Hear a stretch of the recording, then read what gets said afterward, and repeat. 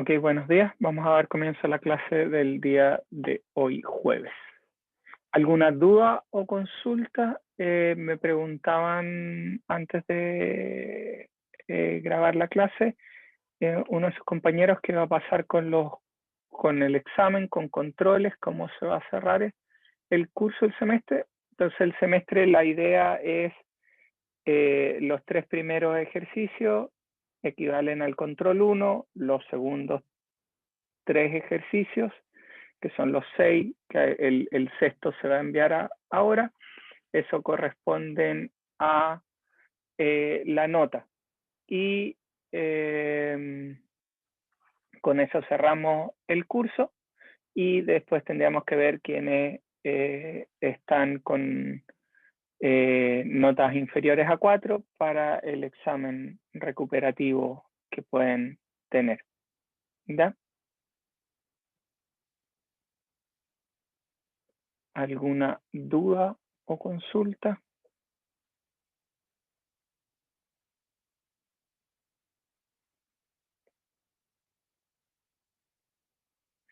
El ejercicio número 6 se va a ver hoy al final de la clase. Al final esto de simplemente dividir es para el sistema pueda tomar las notas o tener una nota única. Al final es lo mismo, todos los ejercicios tienen el mismo peso y al promediar todo es lo mismo que promediar todos los ejercicios. ¿Ya? No hay ninguna diferencia. ¿Alguna duda o consulta?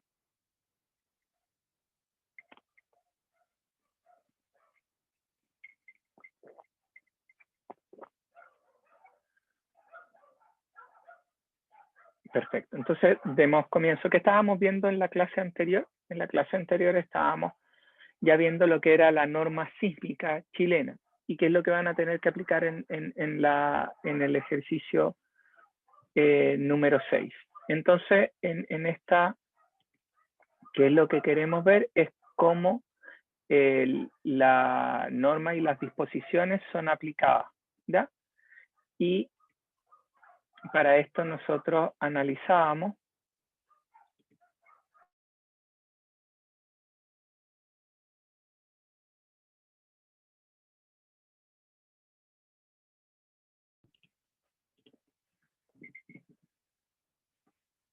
tuve un problema, estaba viendo con la señal, estaba un poco débil del internet. Entonces, ¿qué era lo que estábamos viendo? Estábamos viendo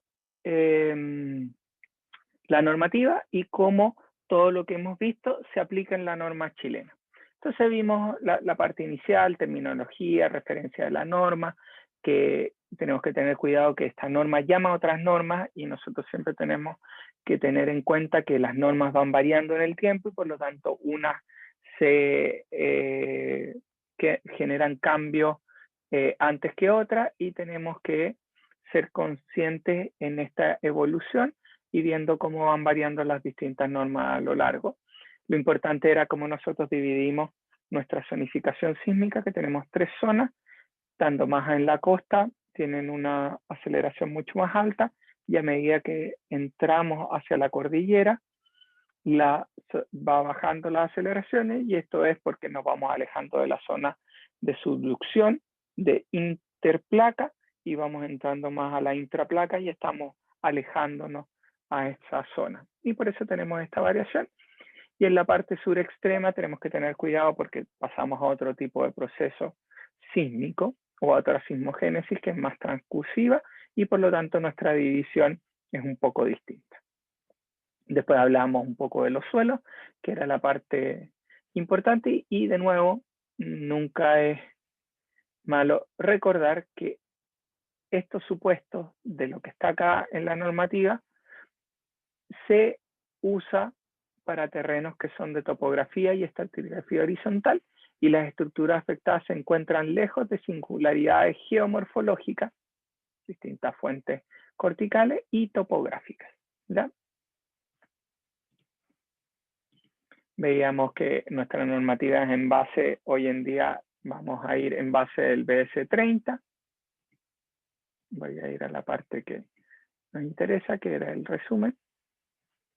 en el cual tenemos una división según BS30, a mayor velocidad de propagación de onda, asumimos el suelo dinámicamente es mucho más rígido, su periodo es más bajo, por lo tanto lo consideramos en suelo mucho más firme, y a medida que tenemos velocidades de onda más bajo, tenemos suelos menos aptos, más suaves, por lo tanto más prontos a tener amplificación de suelos, ¿ya? Y por eso estos tienden a dar una demanda sísmica un poco mayor, que es en correlación con lo que habíamos visto en las primeras semanas del semestre. Y aquí hablamos también del BS30, cómo se mide, que si yo tengo una estructura fundada, yo tengo que tener que estos 30 correspondan por lo menos al nivel de sello de fundación más 15 metros. Si esto no corresponde, el BS tiene que ser de el DF, que es el sello de fundación, más 15 metros de profundidad, ¿ya? Y eso hay que tener cuidado. ¿Y cómo podemos calcular este BS30? Hay distintas metodologías, unas más invasivas que otras. Están unas que usan geófonos, que son superficiales, que usan ondas superficiales, o hay otro a través de sondas, en las cuales van ingresando en las capas y van midiendo la velocidad de propagación de onda en cada una de estas capas.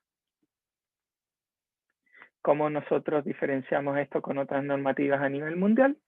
Tenemos nuestra clasificación, son muy parecidas, la única diferencia es la división de roca, ¿verdad? Que nosotros no hacemos una división muy amplia en la parte de roca, no hay mucha diferencia, y más nos concentramos en la parte inferior de cómo dividimos de mejor manera los suelos más blandos, que son los que tendemos a tener mucho mayor problema. Adicionalmente, en la normativa actual estamos tratando de incorporar, en la que está en proceso de entrar al INN, de incorporar los efectos de periodo natural del suelo dentro del análisis a realizar.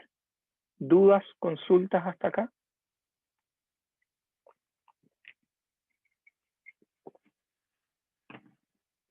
Voy más No, rápido porque esto ya lo hemos visto.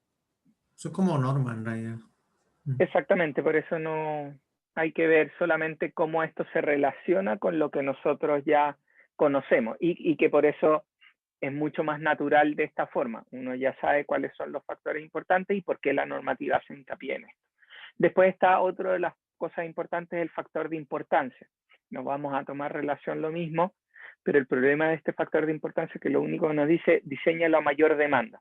Y eso nos asegura que tiene un mejor comportamiento. Cuanto mejor es el comportamiento o cuánto aumentamos la resiliencia, no tenemos forma de determinar a través de esto. Eso lo tendremos que hacer con un análisis específico, y eso hay normas distintas, tesis o trabajos de título que han hecho algunos de sus compañeros en el pasado, que tratan de estudiar este efecto también de cómo podemos mejorar la resiliencia aumentando en X porcentaje nuestra demanda de diseño, que lleva a cabo eso en nuestro análisis. Y obviamente tenemos los que nosotros somos más comunes, son categoría 2, que son las estructuras de habitaciones habitacional privado o oficina, pero no de orden gubernamental de importancia. Y después tenemos donde tenemos conglomeración de personas, centros comerciales, colegios, estadios, distintos centros de venta, cárceles, lugares de detención, ¿verdad? Y después tenemos de importancia porque son vitales para el funcionamiento de la ciudad. Y esto están cuarteles policiales, bomberos, hospitales, entes gubernamentales importantes, radioemisoras, televisor, canales de televisión, que nos van a permitir tener un mejor comportamiento de nuestra ciudad en cuanto a resiliencia. El único problema, y que aquí tenemos que tener claro, que este factor del 20% más no nos indica cuánto más ganamos en su resiliencia, ¿ya? Lo único que nos indica que vamos a tener un mejor comportamiento, eso es lo que se espera, porque está diseñada una mayor demanda aún, ¿ya? Y si sobrepasamos esa demanda esperada, esto nos permite tener algo de resguardo nuestro. Cuanto más, no podemos determinar simplemente con ese valor. Y el otro punto importante son las hipótesis o principios básicos de trabajo. Y esto es una declaración de principio o de hipótesis que nosotros tenemos que seguir. Y por lo tanto, si nosotros nos salimos de la norma, que la estructura que estamos haciendo se está saliendo de la norma, lo que nosotros tenemos que ir es a esto. Esto es lo que queremos lograr. Y por lo tanto, nosotros tenemos que ser capaces de que con nuestro diseño, que no puede estar enmarcado bien, logremos estas hipótesis de trabajo, que son resistir sin daño movimientos sísmicos de intensidad moderada, limitar los daños en elementos no estructurales durante sismos de mediana intensidad y, aunque presenten daños, evitar el colapso. Y este es un statement súper fuerte, porque estamos evitando colapso, ¿ya? Y es muy difícil evitar colapso. Siempre vamos a tener algún margen o alguna probabilidad de colapso, ¿ya? Y esto lo único que nos dice es que tenemos que evitar a toda costa el colapso dentro de nuestras estructuras, porque no son permitidas normativamente. Lo único es que nos indican que los niveles que hablamos acá, esto de excepcionalmente severo, no está establecido. No hay una magnitud, no hay una demanda, no hay un espectro de respuesta que nos diga, mira, si yo me sobrepaso esto, estoy sobrepasando lo esperado. Es excepcionalmente severo y por lo tanto no tenía que cumplir este punto de la norma. No hay. Esto después se hace, después del evento, se hace a través de expertos que delimitan si es que el evento que se observó fue algo severo y excepcional. ¿Ya? Después hablamos un poco de las combinaciones de solicitaciones y también de cómo debería ser nuestro análisis. Y aquí es algo importante que vamos a usar un análisis lineal y elástico de la estructura, pero el dimensionamiento se va a hacer a través de los métodos de diseño, ejemplo, para hormigón armado a través de estado último, es decir, la estructura fisurada. Y por eso hay factores de amplificación y factores de reducción. Las combinaciones de carga están definidas por la 3171 y tenemos amplificaciones de carga dadas por factores de combinaciones de carga, perdón, por con factores de amplificación para estado último, o tenemos cargas para estado de tensiones admisibles. Y aquí lo que decimos capacidad mayor a demanda, dado estos estados o combinaciones de carga en tensiones admisibles. Muchas veces se ocupa hoy en día en estructuras de acero. En Chile se sigue usando ASD. En hormigón armado es muy raro. Siempre se ocupa, porque se ocupa la ACI. La ACI ocupa LRCD, que factores de carga, mayoración de carga y minoración de resistencia. ¿Ya? Una ASD. pregunta con respecto como a las combinaciones. Se supone ¿Sí? que uno tiene que diseñar como para la combinación más crítica, caso, no sé, en estructuras de acero, por ejemplo. Exactamente. Esto es lo que aparece acá. Las consideran como una carga eventual y se deben utilizar las combinaciones que produzcan el efecto más desfavorable en el edificio, fundación o en el elemento estructural considerado. En algunos casos esto puede ocurrir cuando una o más cargas en la combinación no están presentes. Por eso, tienes que ver cuál de todas tus combinaciones es el que produce el mayor estado de carga, ¿ya? Y por lo tanto, hay que ir viendo y se hacen todas las combinaciones, se prueban todas y se estudia el máximo de cada una de esas. Puede que para un tipo de diseño o para el diseño de una componente gobierne una combinación y para otra gobierne otra combinación de carga, ¿ya? Y por lo tanto, para cada uno de sus elementos y cada uno de los diseños que se tiene que hacer, se evalúan todas las combinaciones de carga y se diseña para la que genere mayor demanda. Eso es pensando porque nuestro diseño está pensado en un diseño base a fuerza, es decir, nosotros vemos resistencia, ¿ya? Y después hoy en día hemos incluido otros diseños que son verificaciones más que diseño, y son verificaciones de que la estructura es capaz de llegar a ciertos niveles de formación, ¿ya? O diseños por capacidad que nos permiten tener un mayor resguardo de cuál va a ser el tipo de falla que queremos observar, que es como lo que vimos hace un par de clases atrás en el diseño de estructuras. Entonces teníamos después nuestros sistemas estructurales y los principales son 3 que definen la norma: muro, pórtico y mixto. La mayoría de los edificios están en base a mixto, un núcleo de hormigón con un perímetro de marco o estructuras habitacionales en las cuales tenemos una gran distribución de muros con algunos marcos en fachada, ¿ya? Que determinan a través de las ventanas que tenemos en las distintas habitaciones, en los baños, y por eso tenemos unas fachadas generadas con marco en algunos puntos. Importante de los modelos, tienen que usar un 25% de la contribución de la sobrecarga en destinada a habitación privada o al uso público, donde no hay aglomeración, y si hay aglomeración un 50%. Tenemos que tener cuidado también con el diafragma rígido, es decir, nosotros tenemos que verificar que nuestro diafragma, si es que vamos a incluir, para poder hacer los modelos con 3 grados de libertad por piso, que nuestro diafragma es capaz de transferir todas esas cargas y comportarse como un diafragma rígido. En caso de no ser así, hay que incluir las rigideces de flexibilidad, ¿verdad?, fuera del plano y dentro del plano, y además todos los grados de libertad necesarios para poder modelar de buena forma nuestra estructura.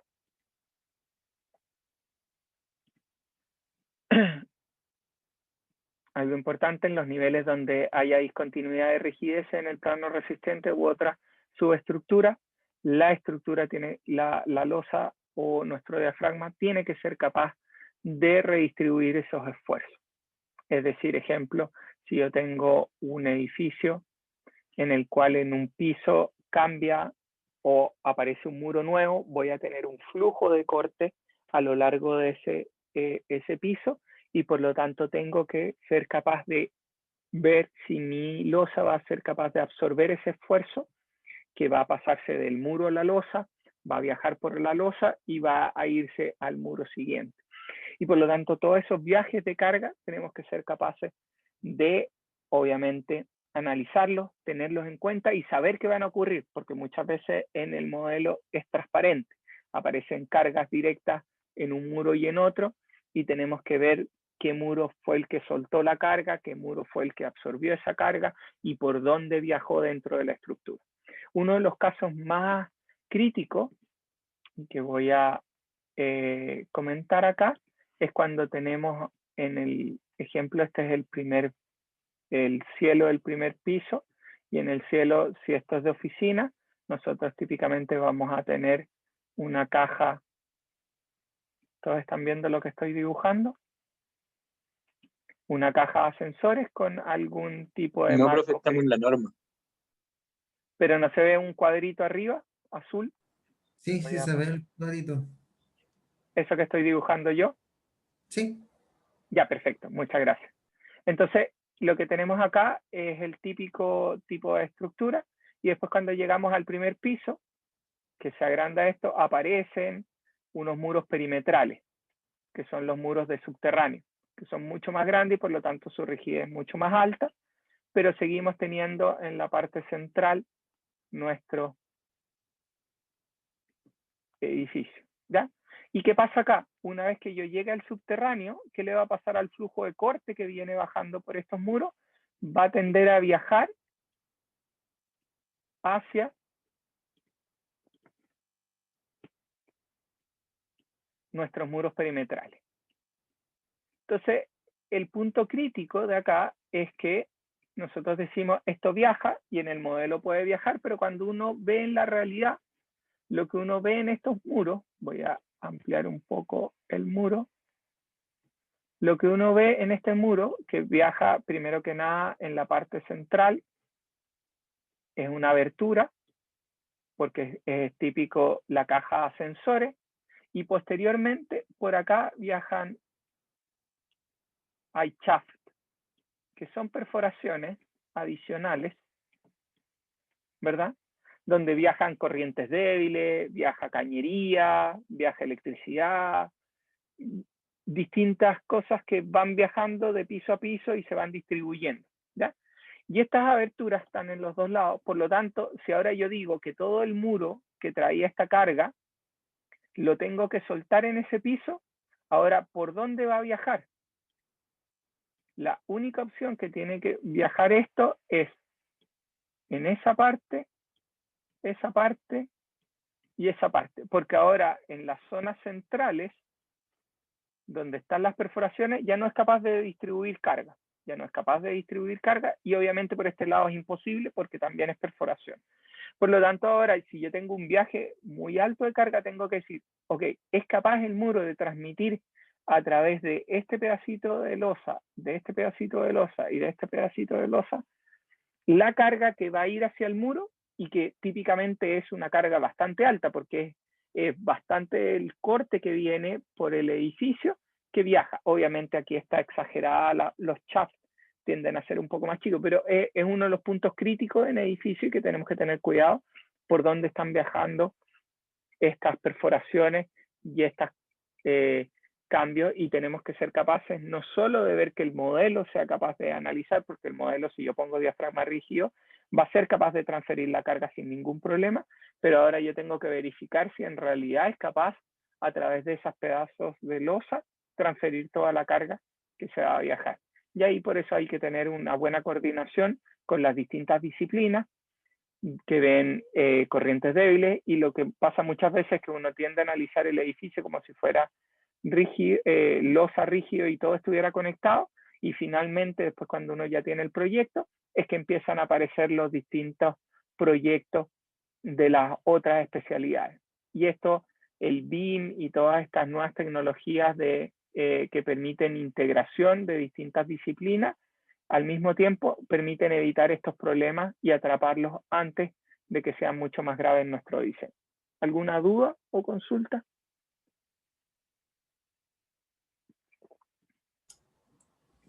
Perfecto. Entonces, ¿cuáles son los dos métodos de análisis que tenemos?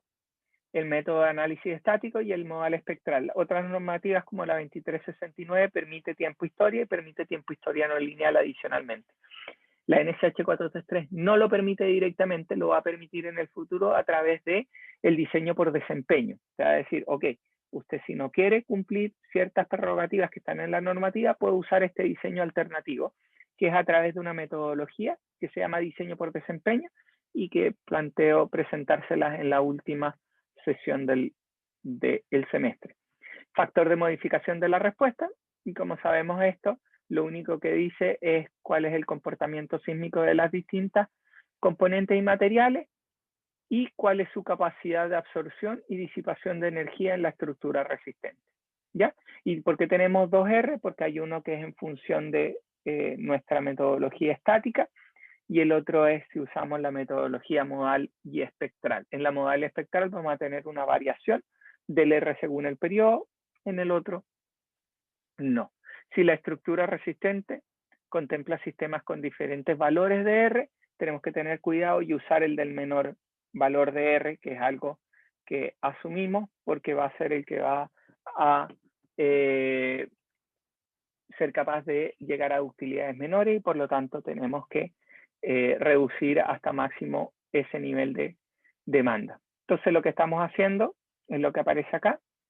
Estamos tomando nuestro análisis elástico, dividimos por este factor de R, con eso generamos nuestro valor de diseño, esto se amplifica usando las combinaciones de carga, ¿verdad? Se mayora, encontramos el diseño, obtenemos nuestro diseño en estado último y no somos capaces de tener cuánto vale este sobre resistencia. Se puede calcular y nuevamente algunos de sus compañeros, usando distintos tipos de análisis, hemos evaluado cuánto es la sobre resistencia esperada. De ahí tenemos nuestras curvas, podemos ver hasta qué nivel de desplazamiento va a llegar, y lo otro que también tenemos incertidumbre es cuánto es el desplazamiento post-fluencia, ¿ya? Cuando va a ser demandado, porque lo único que estamos haciendo es reducir. Y nosotros sabemos que este valor es un poquito más alto. ¿Cuáles son los factores de reducción? Y tenemos dos. De nuevamente, uno va a ser usado con nuestro método estático. Este va a ser usado para el método modal espectral. Y hacemos nuestro análisis y sabemos que el de hormigón armado si es de muro o si es de marco, tiene el mismo nivel de disipación o permiten los mismos niveles de ductilidad. Tenemos distintos tipos de estructuras en acero, ¿verdad? Que son marcos corrientes, intermedios o especiales, o tenemos sistemas arriostrados y por eso un poco más alto. Las acciones sísmicas sobre elementos que pueden ser influenciados a cargas verticales van a estar dados por una amplificación del 30%. Entonces se debe diseñar para una fuerza vertical igual a las cargas permanentes, más la totalidad de la sobrecarga de uso, aumentada ambas en un 30%. Y por lo tanto se tiene que ver cuánto es la carga máxima que va a generar dinámicamente este sistema. Otro punto importante es cómo delimitamos las deformaciones. Entonces aquí es algo importante. La normativa pone dos limitaciones de drift o de desplazamiento. Y esto lo evalúa como el diferencial de deformación en un piso. Es decir, cuánto varió la deformación entre el piso inferior y el piso superior en 2 puntos. ¿Y cuáles son esos puntos? El primero es usando el centro de masa. Y lo que te dice es que el drift o la deriva de piso, que sería cuánto se deformó el piso, dividido por el alto, no puede ser mayor a un 2 por 1000 de la altura, ¿ya? Por eso es 0.002, un 2 por 1000 de la altura.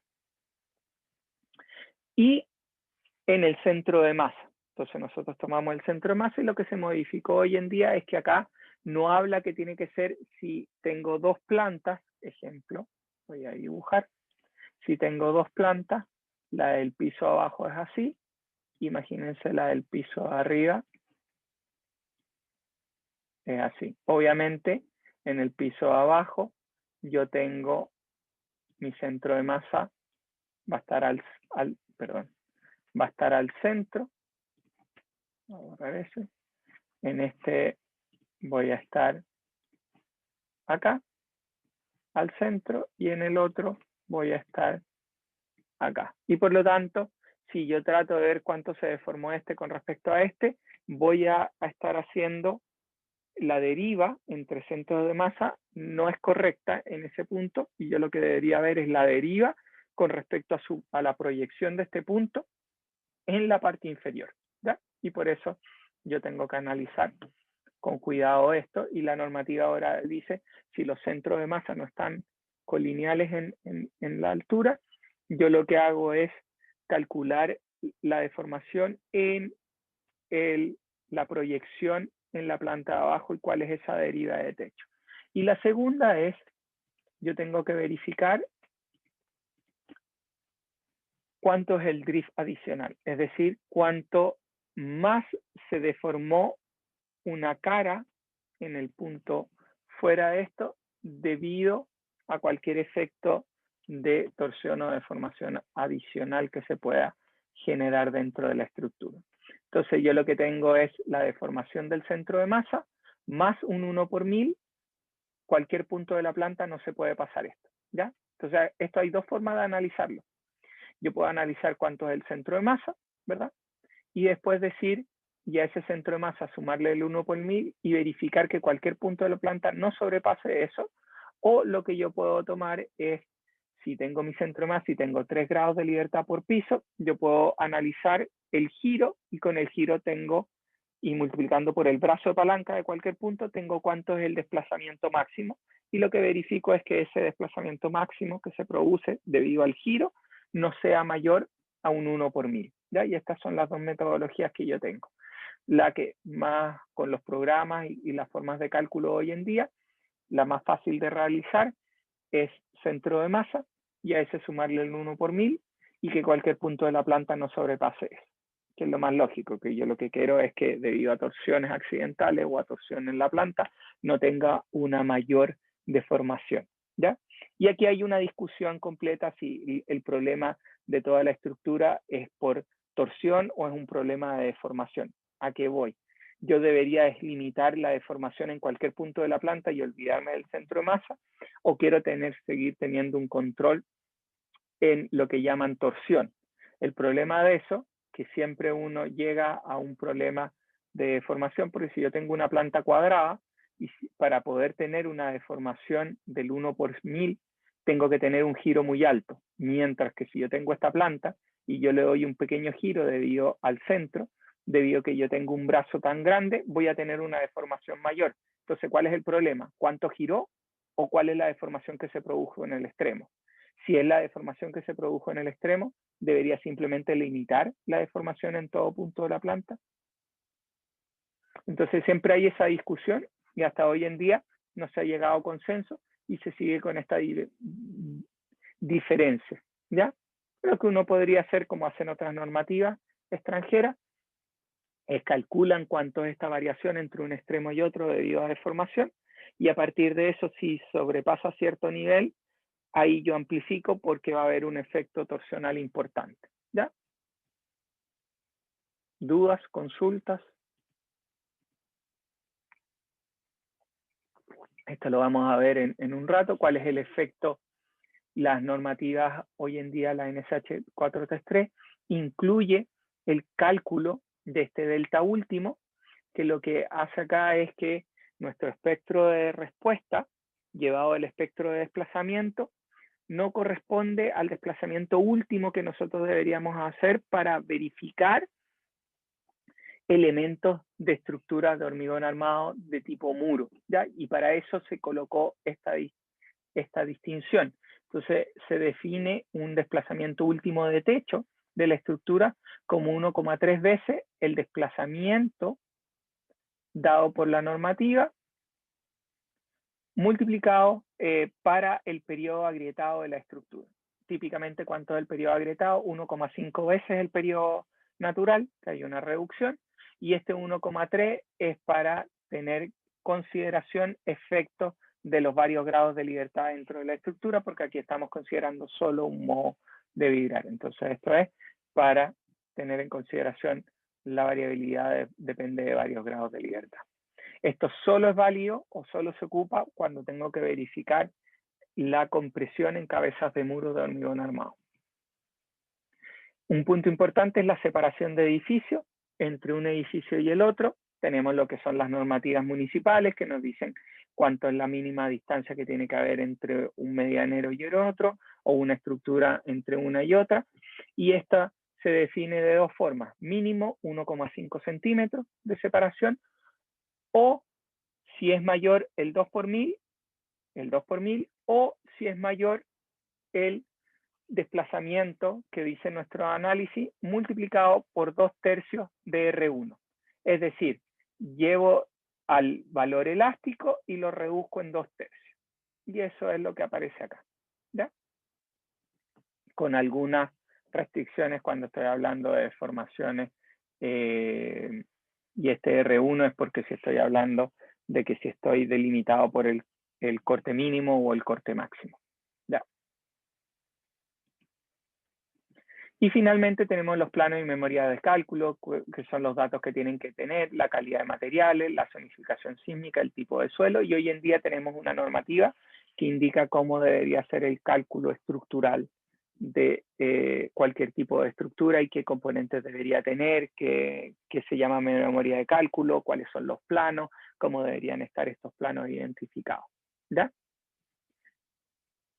¿Dudas o consultas hasta acá? Esto es lo que tiene que ver con referencia del marco de nuestra normativa, y ahora nos vamos a meter en los análisis, cómo deberíamos hacer, y que vamos a incluir esto junto con lo que nosotros tendríamos que hacer para nuestro tarea número 6 o ejercicio número 6. Entonces, déjenme cambiar de presentación, si no hay dudas o consultas.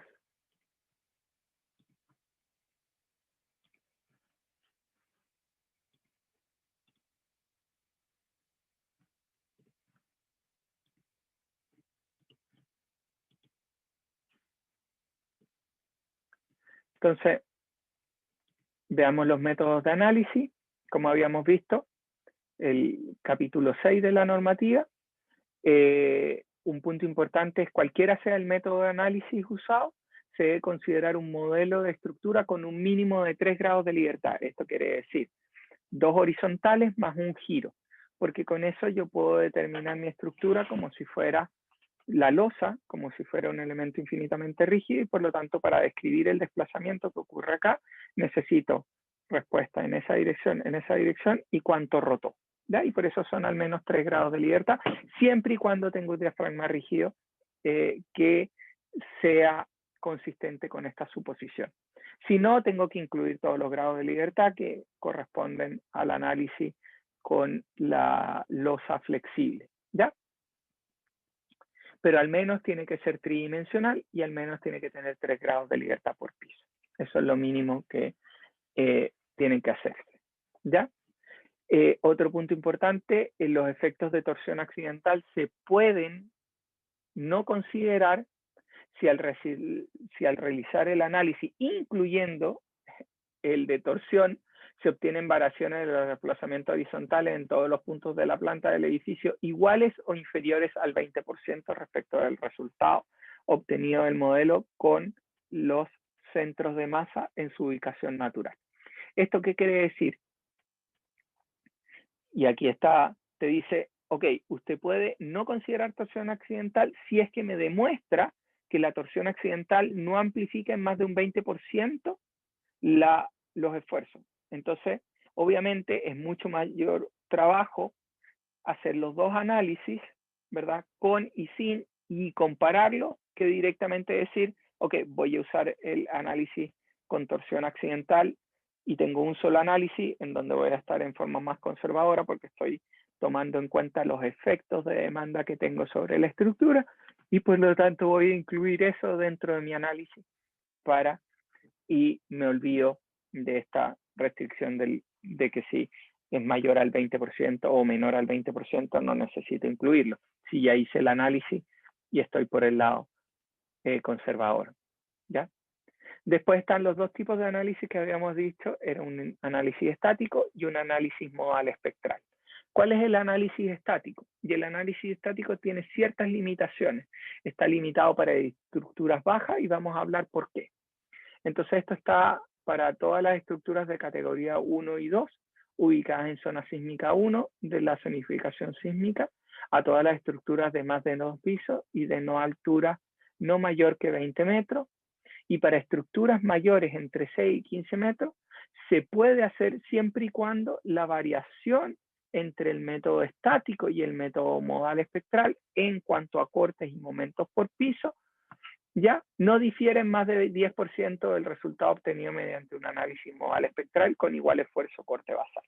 Por lo tanto, lo que tenemos acá es simplemente, no voy a hacer dos análisis, igual tengo que verificar que el modal espectral y el estático me den lo mismo. Por lo tanto, si para mayor a 6 pisos, típicamente, y ya hoy en día es muy fácil hacerlo incluso para edificios más bajos o casas de un piso, la mayoría de la gente va directamente a los programas de análisis y modela ahí y encuentra cuáles son los esfuerzos y por lo tanto es directo poder hacer el análisis modal espectral. Por lo tanto, el análisis estático ha ido en recesión en los distintos análisis, se mantiene para estructuras bajas y predimensionamiento y análisis más simples que queramos hacer o verificaciones que queramos hacer de lo que nos está dando el análisis modal espectral. ¿Qué hace el análisis estático? Es simplemente, como lo dice, vamos a hacer un análisis estático y por lo tanto lo que tenemos que encontrar es cuál va a ser el corte basal. Una vez que encuentro el corte basal sobre mi estructura debido a la demanda de sismo, digo, ¿cómo voy a distribuir esto en la altura? Y por lo tanto lo que tengo que tener es un patrón de carga que me diga para mi estructura, ejemplo que estoy analizando, para mi edificio, cómo yo voy a distribuir las fuerzas en altura. Cómo van a ser estas fuerzas en los distintos pisos. ¿Ya? Ese último me quedó un poco chueco. Pero ¿cómo van a ser las cargas esto? ¿Va a ser una carga constante en altura? ¿Va a ser una carga triangular? ¿O va a ser distinta? Va a ser una carga que varíe en altura. ¿Ya? Depende de lo que nosotros queramos. Cómo va a ser ese patrón de carga. Y ese es el problema del análisis pseudoestático. Ya, ¿qué patrón de carga definimos? porque obviamente nosotros sabemos a medida que la estructura se vaya dañando o vaya vibrando, tiene distintas formas de moverse. Sabemos también que depende de la frecuencia que tenga nuestra demanda sísmica, es cuáles elementos van a verse amplificados y cuáles no. ¿Ya? ¿Dudas, consultas?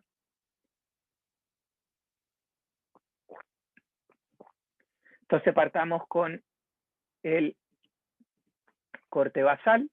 Como lo definimos, obviamente va a tener un coeficiente sísmico que va a estar en función del tipo de suelo y de la zonificación sísmica.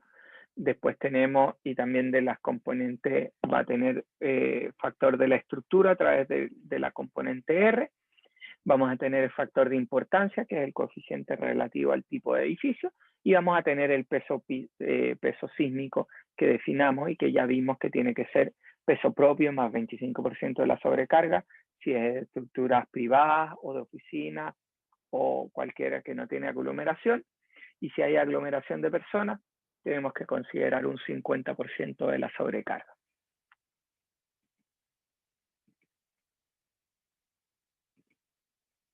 ¿Cuánto vale ese coeficiente sísmico C?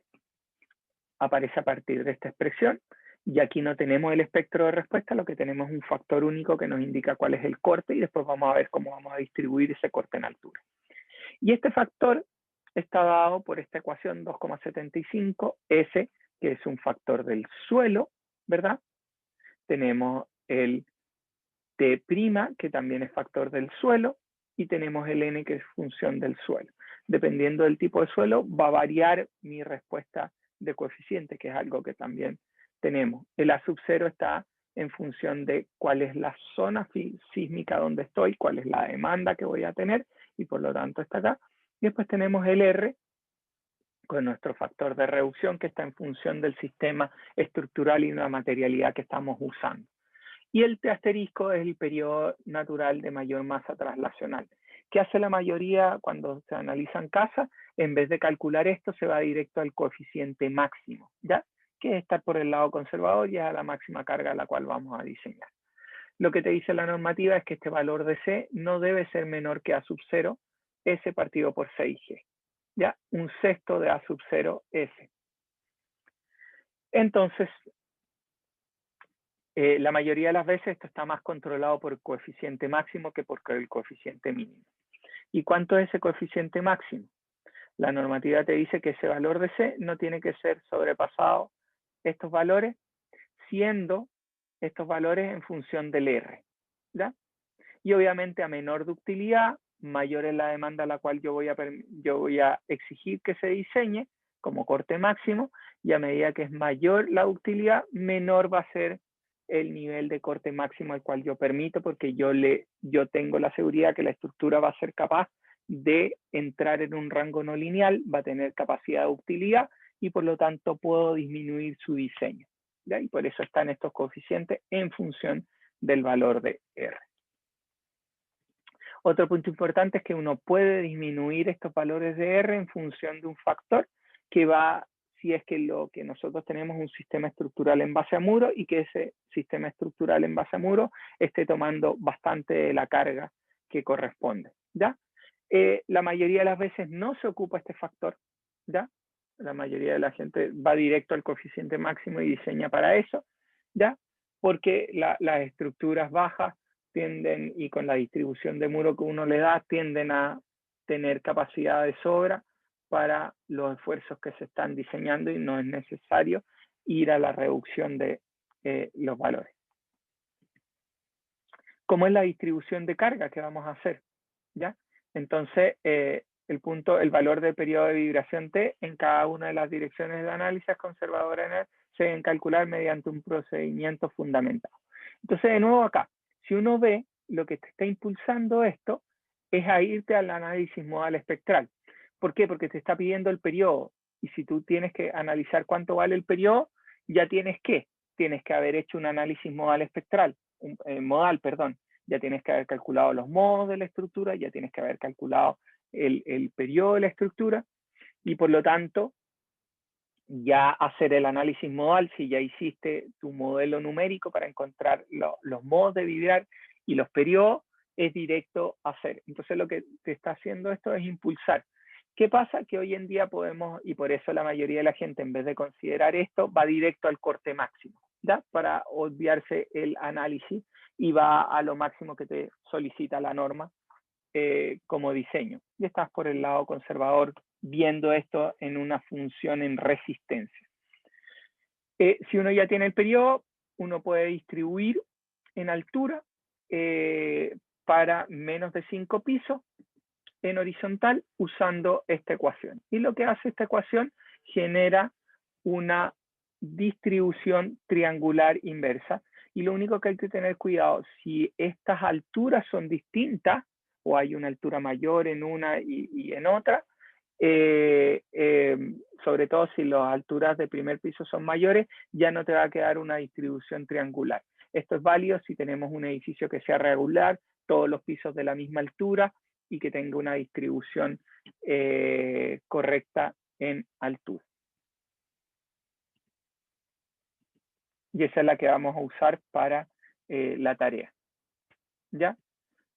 Para determinar el esfuerzo de corte basal de los edificios de un piso que tienen diafragma rígido en el nivel superior, se pueden usar un coeficiente sísmico igual al 80% del determinado. ¿Ya? La mayoría de las veces nosotros no reducimos, llegamos directamente al sistema. ¿Ya? Y usamos el coeficiente completo. Análisis torsional accidental.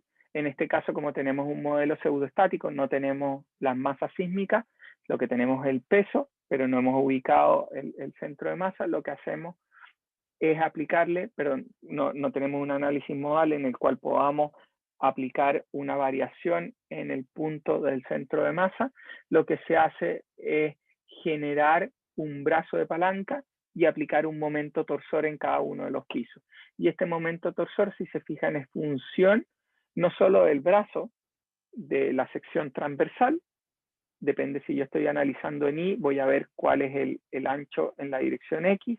Si estoy analizando en la dirección X, voy a ver el ancho en Y, porque eso lo que me va a dar es el brazo de palanca para torcerlo en la otra dirección.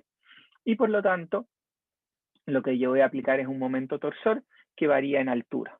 ¿Ya? Para la altura más alta voy a tener un 10% y para la altura más baja esto va a ir disminuyendo porque esta es la altura total y esta es la Z, la altura donde estoy analizando. Y obviamente si voy abajo esto es 0, en la parte superior este valor es 1 y por lo tanto tengo 0,10 BKI. ¿Alguna duda o consulta acerca de esto? Y vamos a ver el ejemplo.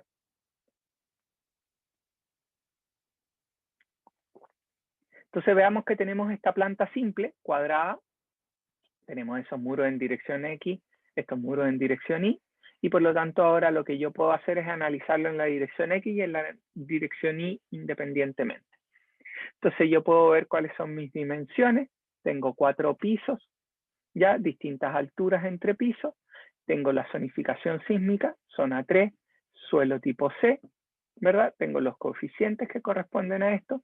Tengo mi sistema estructural, estoy usando hormigón, por lo tanto tengo un R igual 7 y un valor de importancia igual 1 porque es una estructura habitacional. Una vez que tengo esto, ¿para qué quedan las dimensiones de muro y de losas? Para poder calcular el peso. Por lo tanto, tengo, y aquí tengo que ver, ¿voy a usar el área externa o voy a usar el área interna? Porque mis muros van a ir desde sobre losa hasta cielo, bajo cielo, y esa es mi altura, y voy a considerar aparte la masa de la losa, o voy a hacer los sacados en la losa y tomar la altura completa del muro, y por lo tanto debería ser el sacado de la losa para solo no considerar 2 veces la masa si es que yo considero la altura completa del muro y lo multiplico por su volúmenes y por su densidad para calcular el peso, y estoy calculando 2 veces los pedacitos que corresponden en la losa en la zona de muro. Una vez que yo ya tengo los muros, esto lo único que hace es calcular cuánto es el área de muro por dirección, ¿ya? Entonces tengo el área total de losa, divido el área total de muros partido en una dirección partido por el área total de la losa y eso me dice el porcentaje de muro que está ocupando la losa. Típicamente nuestras estructuras tienen entre un 2 y un 3% de cuantía de muro. Con la densidad puedo calcular el peso de mi estructura, tengo las cargas adicionales que están, la carga muerta y la sobrecarga, y adicionalmente las cargas de techo que voy a incluir. Por lo tanto, tengo el peso, con el peso de la estructura, lo calculo, calculando cuánto es el peso debido a los muros y cuánto es el peso debido a la losa. Y aquí lo único que hacemos es que calculamos para cada uno de los pisos la mitad del piso. Es decir, si yo tengo mi estructura, voy a dibujarla en altura, ¿verdad? Y tengo mis losas en ciertos puntos. Lo único que está diciendo esto es que mi peso está dado para cada piso por la mitad del muro superior y por la mitad del muro inferior. Es decir, el peso que está en esa zona, que está pintada con amarillo. ¿Todos ven? ¿Se ve? Sí, profe. Perfecto, muchas gracias. Entonces, a partir de eso calculamos el peso, ¿verdad? Por lo tanto, puedo calcular la masa por piso, el peso total de mi estructura, puedo calcular el coeficiente de corte, cuál es el corte mínimo, cuál es el corte máximo, dependiendo de la estructura, para qué va a usar, el R. Se estima el periodo de la estructura, en este caso yo uso una estimación que digo que el periodo de la estructura es igual a 0.035 segundos por número de pisos. ¿Ya? ¿Y de dónde viene esto? Esto viene a asumir una cierta razón entre el periodo y el alto de la estructura, ¿verdad? Y definiendo cuál es la altura entre pisos a algo de 3 metros, y por lo tanto yo puedo decir, yo sé que la relación entre altura y periodo es de alrededor de 80 metros partido por segundo, y por lo tanto a partir de eso, si considero alturas de 2,5 metros o si considero 100 metros partido por segundo y una altura de 3 metros, voy a encontrar este valor y después puedo llevar esto a el número de pisos. ¿Ya? Esta es una aproximación solamente para usar. Calculo el C crítico, 0,85, y veo que 0,85 es mayor que el 14% que te pide acá, o 0.147, o el 0.07, un 7% y un 14,7% del peso, y este me dice un 85% del peso. Por lo tanto, como tengo el corte máximo es el que gobierna, ocupo el corte máximo, calculo el corte basal, y que me dice que son 141,88 toneladas, que es lo que difiere de estas 965 toneladas. Una vez que tengo el corte basal, ¿qué tengo que hacer? Distribuirlo en altura. Aplico mi ecuación, ¿verdad? Y calculo cuáles son las fuerzas en cada uno de la altura. Si sumo toda la fuerza, tengo que llegar al corte basal, ¿verdad? Esta es la fuerza en todos los pisos, en el piso base, en el segundo piso, en el tercero y en el cuarto piso. De ahí tengo cuál es el flujo de corte que va a ir bajando. Si tengo el flujo de corte, puedo calcular el momento, que va a ser la fuerza por el brazo de palanca, la fuerza por el brazo de palanca, la fuerza por el brazo de palanca, la fuerza por el brazo de palanca, y puedo calcular mi momento volcante, cuánto es, que me va a indicar cuánto debería ser el diseño de las fundaciones. Tensión en los muros, corte del piso partido por el área de muro, tengo las tensiones en cada uno de los pisos y puedo verificar. Y eso corresponde al método estático.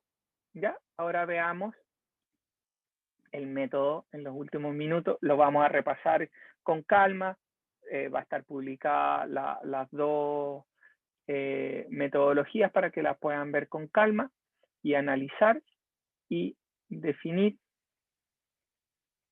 Voy a abrir la última, que corresponde al método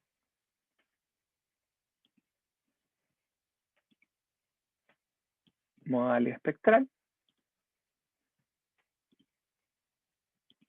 Y después la próxima semana ya vamos a ver las tablas y todo lo que se le pide en la tarea con calma. Entonces, voy a... Denme un minuto. Ahí ya estamos transmitiendo. Entonces, ¿qué tenemos acá? El análisis modal espectral. Y si se fijan, esto es muy parecido a lo que vimos en el semestre pasado. El análisis modal espectral lo que te dice es que tenemos que calcular el análisis considerando un espectro de respuesta de alrededor del 5% de amortiguación, que es lo típico para un edificio de hormigón armado o una estructura de urbanización que tiene harto tabique y tiene estructuración. ¿Cómo calculamos cuánto es la masa efectiva por modo? La calculamos a través de este factor que lo vimos el semestre pasado, L al cuadrado partido por MN, donde L al cuadrado es simplemente la forma modal traspuesta por la matriz de masa por el vector de influencia, que nos indica cuáles son los grados de libertad que están trabajando en la dirección de análisis, para X, para Y y para torsión. Y nosotros sabemos que este MN de abajo es simplemente phi traspuesta por matriz de masa por phi, ¿ya? Y este L es al cuadrado y con eso encontramos cuál es la masa efectiva por modo, es decir, de toda la masa de la estructura, cuánta masa se va por cada uno de los modos y ahí vamos a ver qué modos están influenciando más la respuesta de nuestra estructura.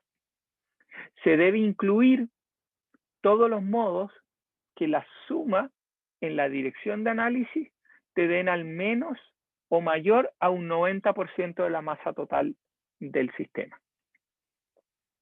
Torsión accidental en este caso se toma en dos consideraciones. Se toma o moviendo el centro de masa o aplicando un momento torsor. ¿Cuánto movemos el centro de masa? Un 5% en todos los pisos. O hacemos lo mismo que vimos antes, un brazo de palanca que va variando en altura. En este caso, como estamos en un análisis modal espectral, necesitamos encontrar el espectro de respuesta. En este caso vamos a usar el espectro de respuesta definido con esto y que está en función de este alfa. Y este alfa es el que da la forma. El S es función del suelo, el A es función de la zonificación sísmica y tenemos que el alfa tiene parámetros del suelo, ¿ya? Y tiene parámetros de la estructura porque usa el periodo natural de la estructura para su análisis. Y adicionalmente aparece este R asterisco, que vamos a ver que está en función del R0. Entonces tenemos nuestras tablas con nuestras propiedades de R y R0, tenemos los valores de coeficiente según el tipo de estructura, según zonificación sísmica y según parámetros dependientes del suelo. Y esto lo que nos entrega son estos espectros de respuesta y lo que vemos es, obviamente, cuando me voy a suelos más blandos, que voy a ver es una amplificación mayor en los periodos más altos. Entonces lo que veo es que esto crece, ¿ya? No pasa siempre esto que aumente tanto hacia arriba, sí que se corre hacia el lado, pero debido al espectro que estamos usando es que se produce este crecimiento grande hacia arriba, que es la única forma de poder tomar en consideración que se amplía este efecto y porque hay una demanda mayor en periodos más altos. ¿Cómo se calcula el R asterisco? El R asterisco se calcula 1 más T asterisco, que es el periodo natural, partido por 0 T0 más T asterisco partido por R0. Si se acuerdan de unas clases anteriores, nosotros vimos una ecuación parecida de R, ¿ya? Pero aquí teníamos la ductilidad. Había un factor que se combinaba con la ductilidad para encontrar. Y lo que está acá es oculto ese valor de ductilidad que nosotros estamos asumiendo. ¿Qué te permite la normativa? Usar otra opción para calcular directamente en función del número de pisos. Esto se sacó de la normativa actual, para la futura ya no va a estar. Y por eso está marcado en rojo. Nuestro espectro de desplazamiento que habíamos hablado, que era para calcular, verificar el confinamiento en las cabezas de borde de muro, nosotros le está a partir del espectro de respuesta. Si nosotros vemos sin este CD, este es llevar del espectro de aceleración al espectro de respuesta, porque nosotros sabemos que esto está en función de, hay una relación de omega n al cuadrado, y eso es lo que aparece acá, ¿verdad? Y este CD lo que te lleva es para poder permitir transformar nuestro espectro de desplazamiento que es para el de servicio, a un nivel de desplazamiento último, ¿ya? Y que después se multiplica por 1,3 y el periodo que se ingresa es el 1,5. Eso se ocupa solo para verificación del confinamiento. Acá está nuestro espectro de desplazamiento y vemos que el espectro de desplazamiento es bastante grande para suelos blandos tipo D. Tenemos las combinaciones de superposición modal, lo que permite la normativa es usar CQC, ¿ya? Y este es el que ustedes van a aplicar durante su tarea. Limitaciones de corte basal, igual que antes, tenemos un corte mínimo, no podemos bajar de ISA P partido por 6G y no podemos subir de C máximo, con C máximo dada por la tabla, ¿ya? Entonces tenemos un límite de corte mínimo y un límite de corte máximo, igual que vimos anteriormente para el método estático. ¿Cuál es el ejemplo? Denme un par de minutitos para terminar, les agradezco.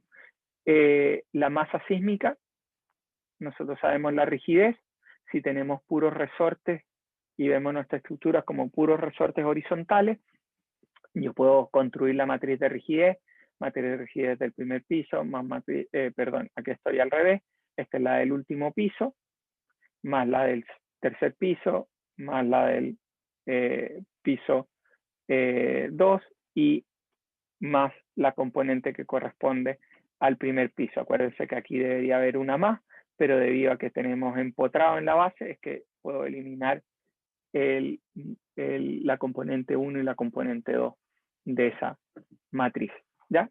Tengo mi matriz de rigidez, mi vector de influencia, todos los grados de libertad son horizontales, por lo tanto tengo este vector de influencia, tengo 4 pisos, tengo mi masa, masas puntuales en cada uno de los pisos, y con esa masa total puedo ahora ¿qué? Calcular las frecuencias naturales y las formas de vibrar. Las frecuencias naturales, tengo el sistema y yo sé que hay una relación entre las frecuencias y el periodo, 2pi partido por omega n, y tengo el periodo 0,5 segundos de periodo, el de mayor masa traslacional, 0.175 y así sucesivamente. Calculo las formas de moverse, los vectores, y los normalizo con respecto a un desplazamiento 1 de techo.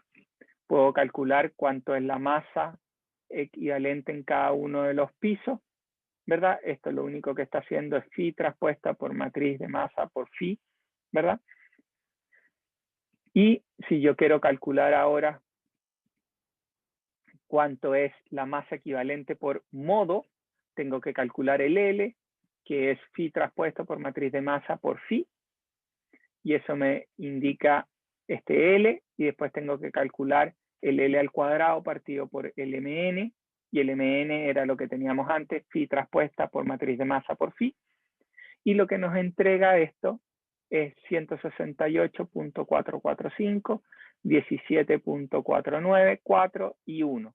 Si vieron, el primer modo es el que se lleva casi el 90% de la masa sísmica. Si calculamos, dado las masas sísmicas, si sumo todo son 192 toneladas, que era lo que yo esperaba del peso total de mi estructura, 192 toneladas. Por lo tanto, el porcentaje de peso de esto tenemos, o de masa sísmica, tenemos 87% se lleva el primer modo, 9% el segundo modo, 2%, 2,5% el tercer modo y 0,5% de la masa sísmica el tercer modo. Por lo tanto, yo si usara los dos primeros modos estoy listo. Con eso ya me basta para cumplir el 90% de la restricción que tenía anteriormente. Tengo las propiedades sísmicas, calculo el corte mínimo, corte máximo, evalúo mi espectro de respuesta, calculo cuántos son el espectro de respuesta y el espectro de desplazamiento para el nivel de aceleración que yo, para los periodos que yo estoy analizando, y con eso puedo encontrar los desplazamientos por modo, las aceleraciones, las fuerzas por modo, y después hacer la combinación por CQC para cada uno de esos. Este es los momentos torsores, los momentos volcantes por modo, ya calculado de dos formas, y después hago CQC y hago mi combinación CQC para cada uno de estos y puedo encontrar cuánto es el desplazamiento en cada uno de los grados de libertad. ¿Ya? Ya esto está combinado por modo. Y lo que tengo que ver es que si el corte basal es mayor o menor que el corte máximo y el mínimo. En este caso, el corte basal está entre medio, por lo tanto no tengo que disminuirlo por el corte máximo o amplificarlo por el corte mínimo. Hay una cosa importante de saber que si tú reduces por el corte máximo, los desplazamientos no se ven afectados. No tengo que reducir si es que mis desplazamientos por corte máximo se ven afectados. ¿Alguna duda o consulta? Esto lo van a ver con más calma en un ejemplo que va a llevar a cabo el auxiliar en la próxima semana. Y con esto puedo presentar la tarea que corresponde a la última tarea que va a estar publicada hoy día.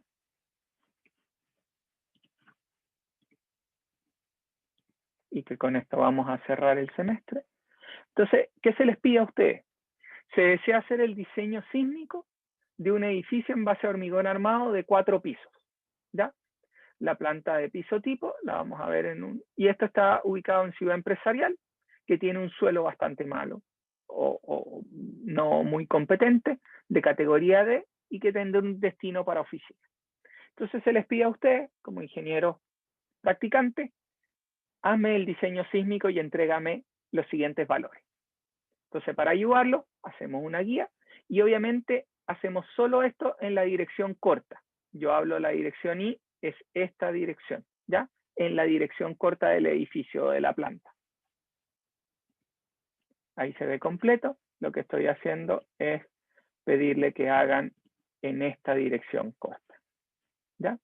Entonces, para facilitarle las inercias y el cálculo, todos los muros están desacoplados. Son muros rectangulares que vamos a decir que entre piso y piso se mueven empotrado arriba. Y por lo tanto pueden calcular directamente cuál es la rigidez de cada uno de estos muros, combinarla para tener la rigidez total de cada uno de los pisos. ¿Ya? Y después pueden hacer las matrices de rigidez por piso pensando.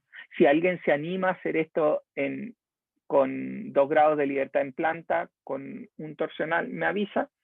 Se puede hacer, pero para simplicidad vamos a usar solo la dirección corta, ¿ya? En una dirección. Solo el edificio se puede mover en esto y por eso no vamos a tomar en consideración torsión. Entonces se les pide peso sísmico, corte basal mínimo, corte basal máximo, periodo predominante, corte elástico, LR asterisco, corte basal efectivo, momento volcante y brazo de palanca, que sería el equivalente. Si ahora yo tomara el corte basal con el momento, lo dividiera, encontraría cuál es el brazo de palanca, en qué altura está promediado aplicado esto, y después unas tablas que son propiedades por piso, las áreas, las cuantías de muro que hay, el largo que tiene el edificio, y que vamos a ver cómo se plantean estas tablas en la próxima clase. El periodo y el porcentaje de masa sísmica por modo, esto es solo para los que correspondan, los que sean en el modo estático no vamos a tener esto va a ser para el modo, para el modelo modal espectral. El corte, momento y desplazamiento por piso a nivel del centro de gravedad, esto sí es por modelo con el análisis estático y el análisis modal espectral, y control de desplazamiento, ver si se cumple en esto de que no hay un exceso del 2 por 1000, cuál es la distancia al medianero, y vamos a ver esas tablas, cómo se forman y cómo se presentan la próxima clase. Considerar un diafragma infinitamente rígido, de forma tal de que puedan tener por piso simplemente empotrado arriba y empotrado abajo, ¿ya? Considerar diafragma infinitamente rígido, una altura de 2,7 metros por piso, para todos los pisos iguales, y material de hormigón es un G25, es decir, un FC de 25 megapascales, y una densidad de muro de 2,4, y está escrita todas las dimensiones. Muros de 15 centímetros y con losa también de 15 centímetros. Las losas son bastante grandes.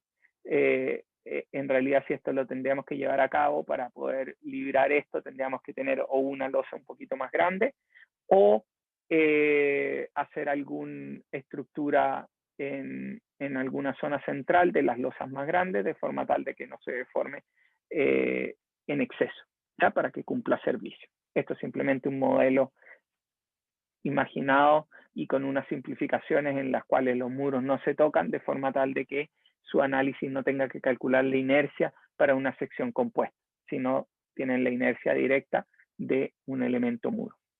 ¿Dudas, consultas?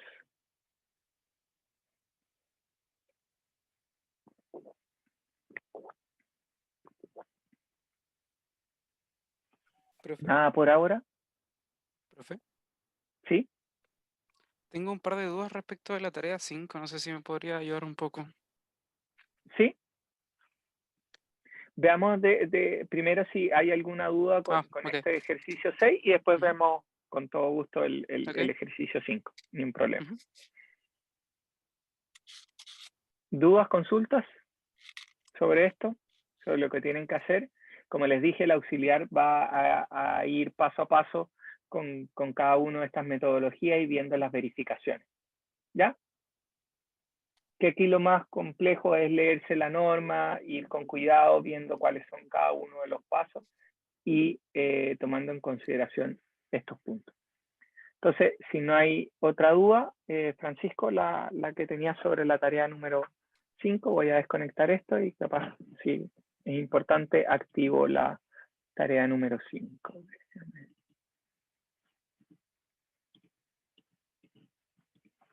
Cuéntame tu duda. Ya, o sea, son varias en realidad. Por ejemplo, para la primera parte, cuando hay que escribir la Ujú. función, hay que usar hay que seguir paso por paso el documento, ese de Newmark, para el algoritmo para escribir la función. Hay que usar el algoritmo que yo puse, el último que vimos cuando estábamos analizando esto, que yo dije un algoritmo que usaba el de aceleración lineal en combinación con un elastoplástico. Y que Sí. usaba el proceso. Ese es lo que tienes que programar ahí. Y que tome en consideración la masa, el FI, las distintas propiedades que necesitas para calcular el tiempo historia de ese oscilador de Ah, un grado no lineal. es que yo seguí el documento de Newmark con endurecimiento que subió el auxiliar. No sé si será el mismo, la verdad, porque no revisé la última clase. Es que Newmark es una versión del lineal. Depende de los parámetros que ocupa. Ujú. Pero, o sea, mi duda, básicamente, o sea, mi duda más grande es como cómo definir el Q sub i. Porque en ese documento dice que la función hay que dárselo. Uh-huh. Lo que pasa es que tú te defines una masa y tú tienes etas. Y ahí tienes Sí. directamente cuál es el Q sub i. O Tú sea, te el defines eta. un eta. Porque Ah, tú tienes que pero, calcular, el eta es el que te dice cuál es tu valor de razón entre corte y peso. pero por eso a la función le tengo que dar, o sea, la función tiene que tener como entrada el eta. No, tú lo puedes tener por fuera y cuando llamas a esta, tú transformas del eta, encuentras el Q sub i, porque tú vas a definir una masa. Típicamente lo que hacen es Sí, definir una masa igual a 1, para ser sí. simple. Y con Ujú. eso tú tienes directamente, pues, calcular el peso y lo multiplicas por tu eta y te da al tiro cuánto debería ser, inmediatamente cuánto debería ser tu Q sub i. Ok. Como tú tienes que El- ir calculando, lo primero son estos espectros de resistencia constante, es decir, que su Q sub, el eta es constante para todos los periodos. ujú. Lo otro es que la entrada de la aceleración, ¿está bien que sea en G o tengo que transformarlo? Tienes que ser consistente con todas tus unidades. Si tú estás ingresando, y por eso tienes que tener cuidado, porque la masa la tienes que tener en unidades de masa. Ejemplo, Ujú, lo que se hace es que se calcula todo en Newton, ¿ya? Y tienes ujú. Newton, y cuando lo llegas a masa, te quedan las unidades de metro y segundo multiplicadas por el Newton también, y ahí puedes también llevar el G, tiene que estar, o la aceleración también tiene que estar en unidades de metro segundo, o depende en qué unidad estés trabajando. Lo importante es que Ah, seas ok. consistente en todas tus unidades. Si no, te van a empezar a dar errores porque va a tener distintas unidades. Ok. Lo otro. Para la parte 4, cuando hay que determinar los aspectos de utilidad constante para cada registro, es Uh -huh. como ahí en vez de dar moneta, me doy una ductilidad constante y en función de eso calculo el eta. No, sí, sí y no. Lo que tú tienes es que tú hiciste tus espectros, porque es directo calcular los espectros, ¿verdad? De Ujú. para resistencia constante. En estos tú tienes determinado la ductilidad versus periodo. Entonces lo que tú Sí, sí, dices es, y tienes distintas curvas para tus distintos valores de eta. Entonces después sí. tú te paras en un valor de ductilidad y lanzas una raya horizontal, Ujú. y donde choquen los etas para los distintos periodos, ese es tu valor de eta, y a partir de eso tú construyes tu espectro de resistencia o eta versus periodo. Lo que Ah, haces ok. a partir de la curva, lanzas una horizontal y ahora buscas dentro de todos tus posibles etas para Ujú. ese periodo cuál es el que está cortando.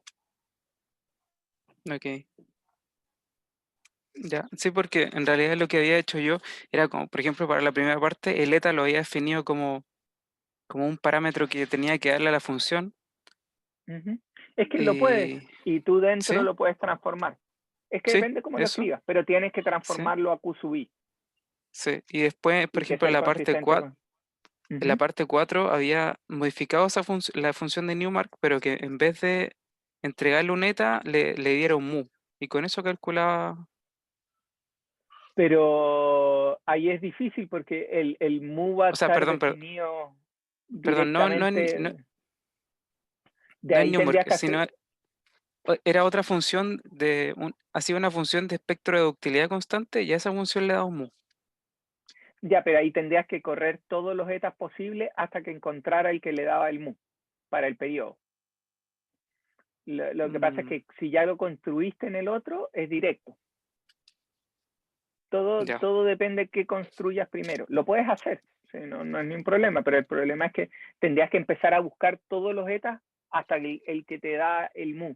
Como tú ya calculaste, y por eso te indicamos calcular este primero, porque en eso tú ya tienes todas las curvas Ujú, y después sí, simplemente te paras horizontalmente y buscas donde choca. ok, sí, ya entiendo, vale. Esto, si uno quiere hacerlo simple, esto tú lo podrías ver, tienes periodos y tienes todos los etas posibles, ¿verdad? Ujú, Entonces tú haces esa matriz de combinaciones y vas a tener todos los, los mu o las ductilidades que te dio para todas esas combinaciones de periodo y ujú, de eta. Y después lo único que tú haces es ir y buscar para tu valor de periodo el de ductilidad, cuál fue el eta para la ductilidad que tú estás buscando. Ejemplo, ductilidad 3, buscas para el periodo de un segundo, cuál fue el eta ujú. que te dio, el primer eta que te dio ese nivel de ductilidad. Entonces tú tomas Ok, y ese te empieza. Entonces lo que tienes que hacer es correr una gran cantidad y después buscas lo que quieras. ¿Quieres ver con eta constante? Graficas la línea. Si no, vas buscando. ok. Entonces, después para graficar los espectros voy a tener, por ejemplo, 4 gráficos. Uh -huh. O sea, un gráfico para Cada cada uno beta y separado. cada. Sí. Sí, Y, tú y- vas a sí, hacerlos separados para los amortiguamientos, todo con un amortiguamiento, y ok. por eso es un beta y un nivel Y varios eta, por ejemplo. exactamente. Entonces, lo que Ok. se mantiene constante en cada uno de esos gráficos son el registro y el amortiguamiento. Entonces, tú vas Ujú, a tener un registro en un amortiguamiento, un registro en un amortiguamiento, un registro en un amortiguamiento, un registro en un amortiguamiento. ok. Ya, ese era mío, profe. Muchas gracias. No, ni un problema. ¿Alguna otra duda o consulta? Yo, profe, para la 4 Uh-huh. ya que ahí uno tiene sus curvas y tiene que interceptar a cierto nivel de utilidad. Sí. Ya, es que si tengo muy pocas curvas, como que después no voy a poder armar bien esa curva eta versus periodo, porque serían poquitos puntos. Uh-huh. Entonces, como una cantidad razonable de puntos para hacerlo. Sí, tienes que ahí ver lo que yo les recomiendo, porque a veces esto, si usan unos pasos muy chicos de ETA, si parten con un valor muy chico y los pasos son muy chicos, van a terminar con una gran cantidad de análisis y su computador puede quedar harto rato dando vuelta. Entonces, lo que se les recomienda es hagan con un espaciamiento un poco mayor inicialmente para probar que sus análisis están funcionando de buena forma. Y una vez que ya tienen, ahí puedes discretizarlo de mayor forma. Y después tú vas a tener las curvas y vas a ver qué pasa con los distintos valores de eta, ¿ya? Y por lo tanto, vas a poder, en algunos casos, no vas a caer exactamente en el punto, pero vas a poder interpolar entre dos etas. Ah, ya, muchas gracias. Oiga, ¿y qué rango de eta me puedo dar? ¿Entre 0 y algo? 0 no vas a poder usar, porque vas a verdad, tener sí, que partir eso fue. con algo chico, 0.05, ¿ya? Y después te va variando en 0.01. 1,5. ¿Cómo? 0.05. Ya, De algo chiquitito, porque va a decir, el 1 indica que usas el peso, por lo tanto tiene que ser menor que 1. Y puedes llegar hasta 4 si quieres, de eta. Pero depende de lo que quieras que quede elástico. Entonces lo que vas a hacer, puedes partir con 0.05, que es está hablando un 5% del corte, o puedes partir con algo mucho más chico, un 1% del peso, o 0.5% del peso, como tu primer valor, y eso te va a dar una utilidad alta, dependiendo del periodo. gracias. No hay ningún problema. ¿Alguna otra duda o consulta? Profe, le había preguntado durante la semana cómo varía el tema de la matriz de masa si es que son elementos inclinados. Ya, en elementos inclinados, cuando tú tienes esta estructura, es que depende cómo, en estos casos, típicamente lo que uno analiza es que esto se analiza directamente en elementos finitos, para hacerlo simple, y se hace una discretización. Y por lo tanto, tú tienes la masa en cada uno de los nodos, ¿ya? No tienes una masa única que te representa tu elemento de losa diagonal, ¿ya? Porque vas a tener un efecto distinto.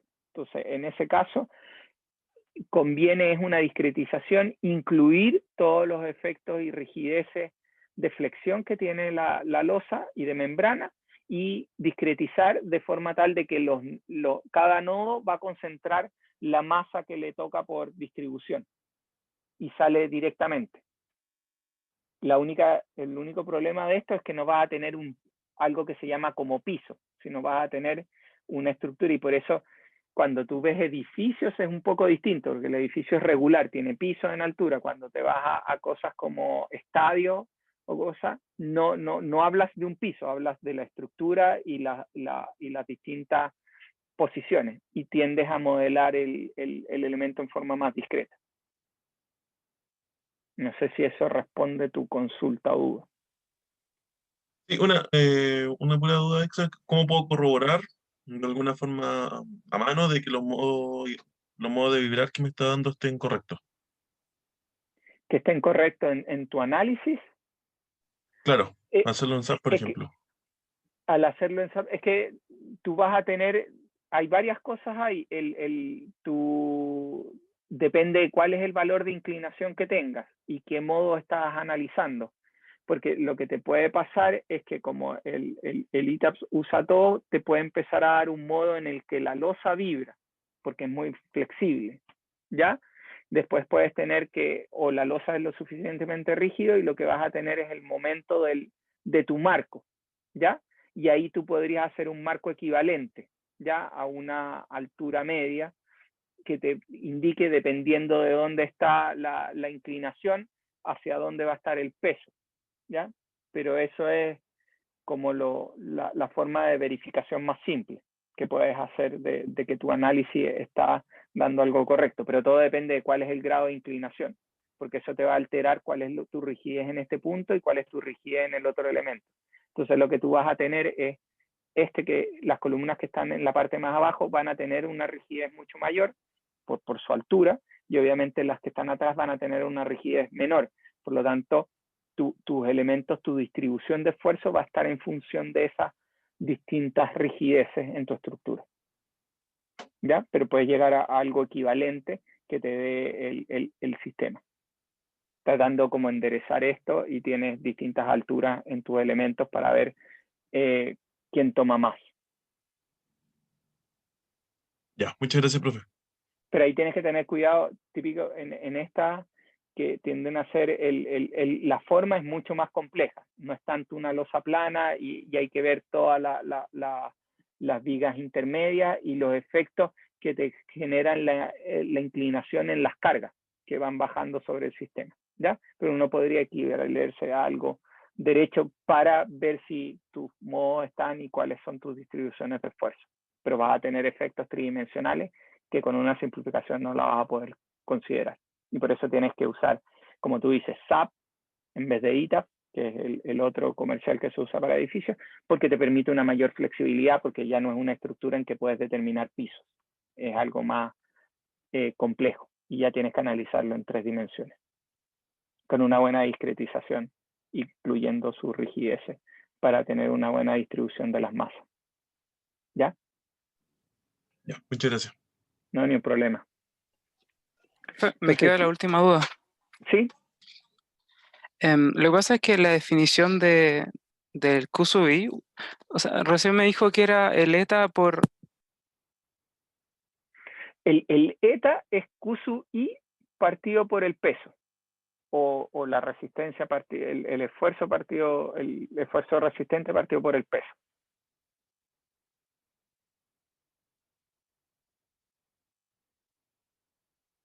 No sé si ahí contesta.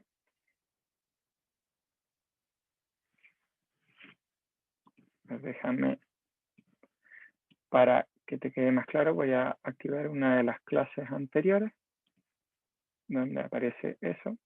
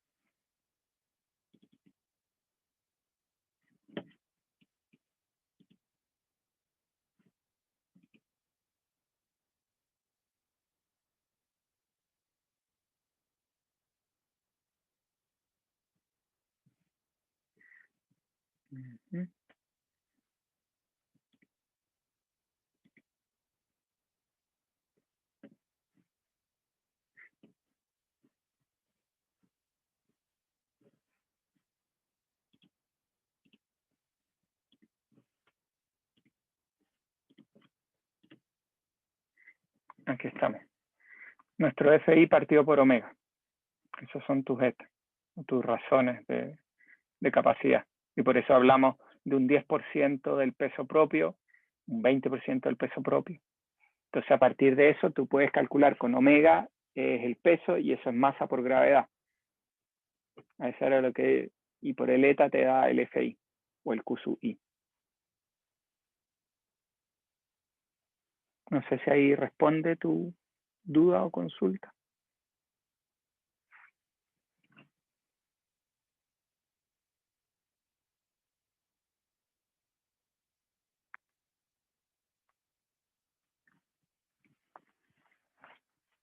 ¿Aló? ¿Me escuchan? ¿Me escucha? Sí, ahí sí. Ya, sí, sorry.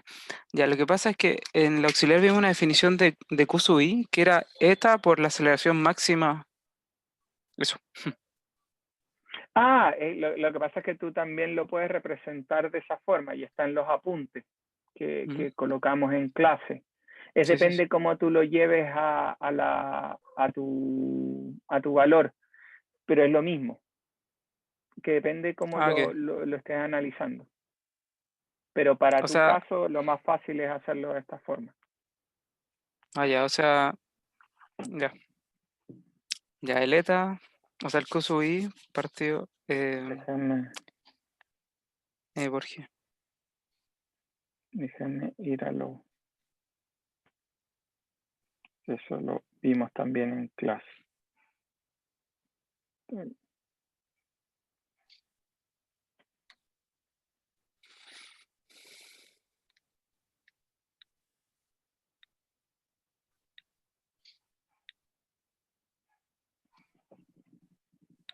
Acá está, dame un segundo.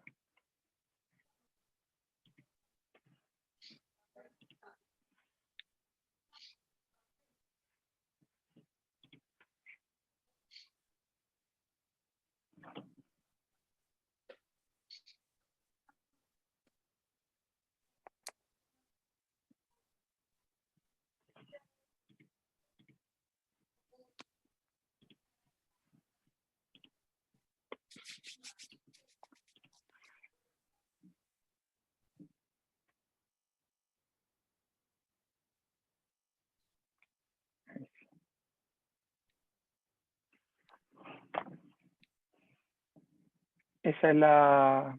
Asumo que eso es ¿Sí? lo que estabas preguntando. Sí. Pero si te fijas, es lo mismo que está acá arriba. Ujú. Es como lo escribas.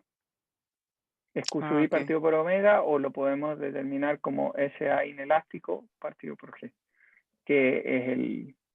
Pero este es el que tú estás trabajando, y este viene porque estamos haciendo esta razón, que es lo mismo. Ok.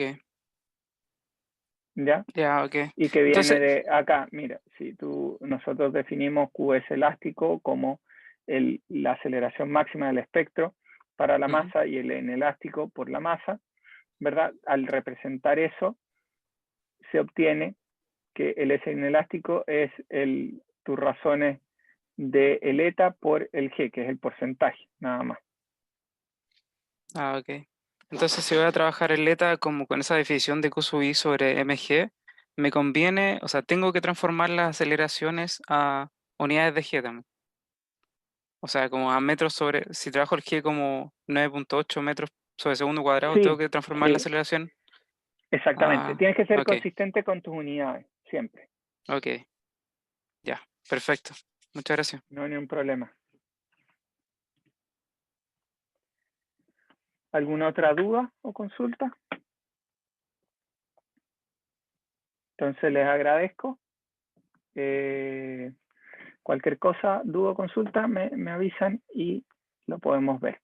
Que tengan un buen fin de semana. Que estén bien, cuídense. Muchas gracias, profe. No hay Chao, ningún nos vemos. problema. Nos vemos. Chao, chao. Gracias, hasta luego.